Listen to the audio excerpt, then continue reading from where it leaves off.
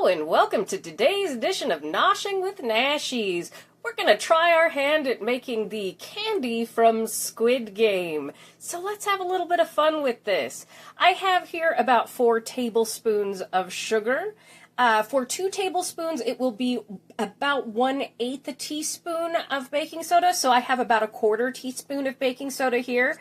On my really crappy baking sheet, everybody has one. I've lined it with some aluminum foil and a silicone mat. We're going to need that. I also have a silicone spatula here. I have a cookie cutter, and then this bowl back here is just to press it out. And then we're going to head over to my nonstick skillet, and we're going to caramelize this sugar. Let's have some fun today. All right, we are over here at my stove. I've got my nonstick skillet. I have a video up for members only where I showed my first run through of this Squid Game candy, showed how I had to play with the temperature, see what worked best. My stove goes from 1 to 10, and 4 was perfect for me, so you'll have to experiment with your stove a little bit on that. I will link in the description the recipe from Modern Pepper, I believe it was. She has an instructional video. It's wonderful, walks us through this, and also tells us that this isn't actually dalgona candy. This is a sugar candy, and it is called, I believe it's pronounced Sholtang Fobgi is what it is, and it is a sugar candy. It's a lot of fun to do. So I'm going to take my 4 tablespoons of sugar and just put it in my dry pan over 4. This is going to take us a little bit of time, so I'll let you watch it in fast motion. And then as soon as we get to the part where we add the baking soda, I'll put us back on regular speed, and then we're going to be running over to our baking sheet to do everything else. Oh, and sugar is one of those things that it feels like it's doing nothing for quite some time when you're going to caramelize it. So just to stick with it at that 4 or 5, experiment with that temperature on your stove. You don't want to burn it. But as soon as it runs, it goes fast. It turns into liquid really fast. Sugar's a humectant, so it grabs that moisture from the air, and that's how we get that caramelization. So just take your time, start on a lower temperature, play with it a little bit, have some fun with this recipe. All right, you guys can watch this in fast motion, and I will see you when we're adding the baking soda.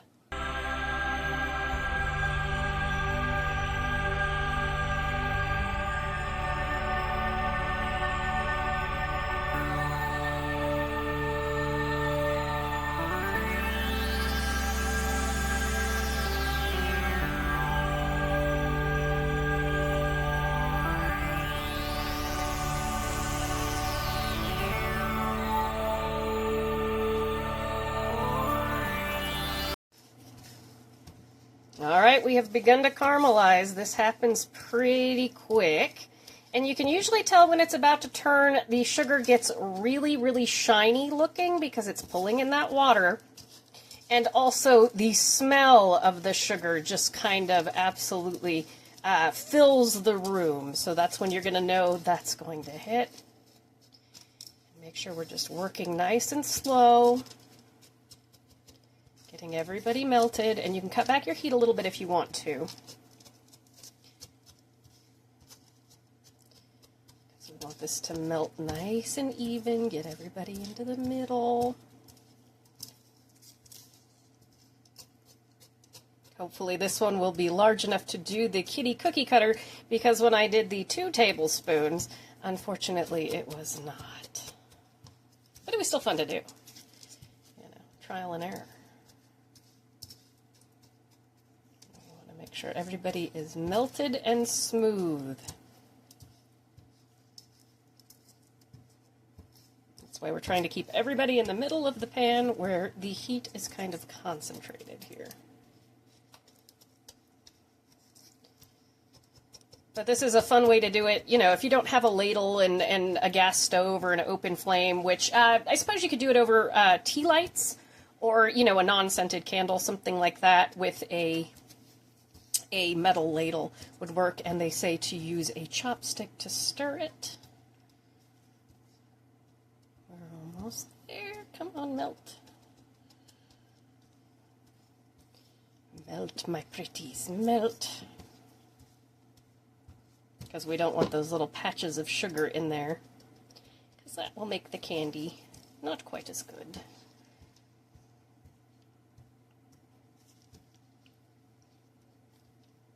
Want it nice and smooth. And as soon as I add this baking soda, I'm going to turn off my stove, obviously stir really, really fast, and then we are going to absolutely run over to the baking sheet here. Okay, everybody's melted, let's go. And it's supposed to, we are turning off the stove, get all of that mixed in. Okay, all right, we are dumping out of our pan onto our sheet pan. It is so fluffy. Run, run, run. Oh God, it smells so good. This is incredible. All right, I'm gonna put this back on the stove, on a non-heated part of the stove so we don't burn that. All right, we're giving it a second here. You can see it. Okay. Let me get my spatula to check. Because we want to wait until this doesn't stick to the spatula in order to press it down. So that's why I'm testing this. Give it a second to cool.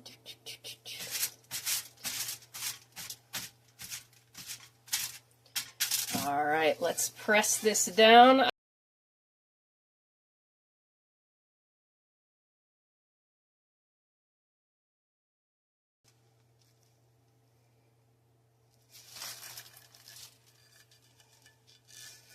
Oh no, it's stuck. I did it too fast. Okay, we're gonna have to try that again. Separate the mind from the body. Separate the mind from this world.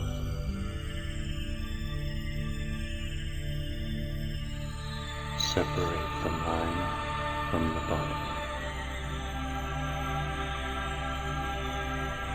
Separate your mind from this world.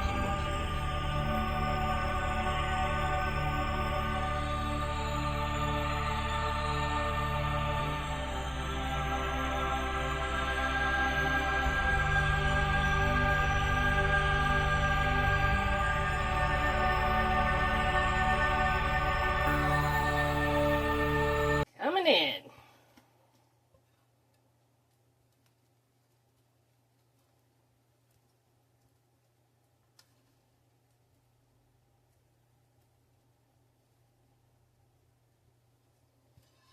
So fluffy and it smells so good. Okay, we're gonna let that sit for a second.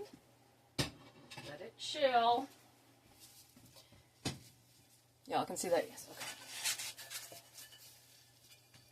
I'm using this to test when this will be ready to press. We're gonna like count to 30 seconds, maybe 40 seconds before we press it down because we don't want it to stick to the bottom. So I'm gonna kind of give it a little... Because the last time I did this, it stuck to the bottom. Because nothing can go perfectly every single time, you know. The kitchen is all about experimenting. Kind of do a... Nope, still too sticky. Wait for a second. I do love experimenting in the kitchen, though. It's so much fun. Okay, see how it's tacky now? When I stuck my finger on it, it's no longer sticking to my glove or sticking to your spatula. It's still super hot, though. And that's when we're going to come in and we're going to press the candy down. Gonna let it chill. And you can use parchment paper for this, too, to make sure that nothing is going to stick, okay? And see, now we've got a nice flat candy. And my whole thing isn't going to fit on there. However, I'm going to take what I can of my kitty here. I'm going to press it down, pull that sideways so you can see. I'm just going to kind of let that chill for just a couple of seconds. It won't cut through because of the way this dries. You can see here.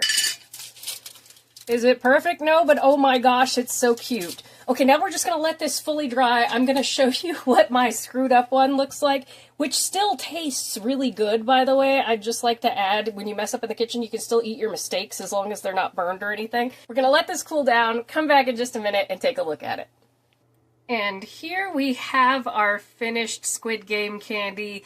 This was so much fun to make, and honestly, I'm going to try it again, try and get better at it. Is it perfect? No, but it's all about learning new things in the kitchen, and I do recommend trying this out for yourself. I put this piece here so you can kind of get an idea of what the texture is. It is very yummy. It is so good. It almost has a coffee-like flavor to it, which comes from that caramelization. And so do get in the kitchen and give this a shot, even if it's not perfect. Thank you so much for joining me for today's edition of Noshing with Nashies. And remember, if you come to a fork in the road, pick it up and have a nosh with Nashies. Please like, comment, share, and subscribe, and I'll see you in the next one. Bye!